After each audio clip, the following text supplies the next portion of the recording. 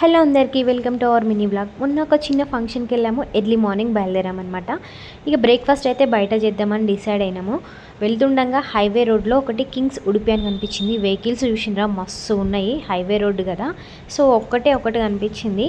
Hotels చిన్న చిన్న hotels ఎక్కడ లేకుండే అనమాట, హైవే రోడ్లు ఉండవు కదా. ఇక్కడైతే మా బాబుకి ఖర్చు కట్టినాను చూస్తున్నారా. 9:30కే ఫుల్ ఎండ దంచుతుంది, అందుకే అట్లా ఖర్చు కట్టినాము. బైక్ మీద వెళ్తున్నాం కదా. కష్టాలు పడి ఫైనల్గా మా తమ్ముడైతే ఆర్డర్ తీసుకొచ్చిండు మసాలా దోశ. ఇంకా మా బాబుకి కూడా దోశనే తినిపిద్దామని డిసైడ్ అయినా. ఇడ్లీకి ఇంకా చాలాసేపు వెయిట్ చేయాలంట, అయితే వద్దులే అని ఇదే తినిపిద్దామని.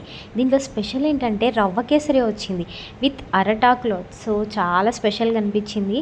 సాంబార్ అయితే సూపర్గా అనిపించింది. నేను తినిపించే లోపే మా పిన్ని తినిపించేస్తుంది మా బాబుకి.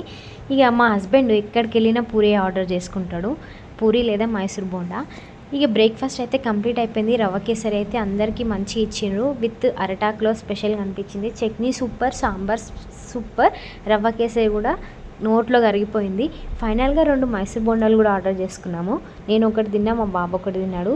బ్రేక్ఫాస్ట్ అయితే సూపర్ ఉంది. అవును కానీ ప్రైస్ ఎంతో గెస్ట్ చేయండి చూద్దాం. ఒక్క ప్లేట్ 80 రూపీస్ అండి. సరే కానీ వీలైతే లైక్ చేసి ఫాలో అవ్వండి.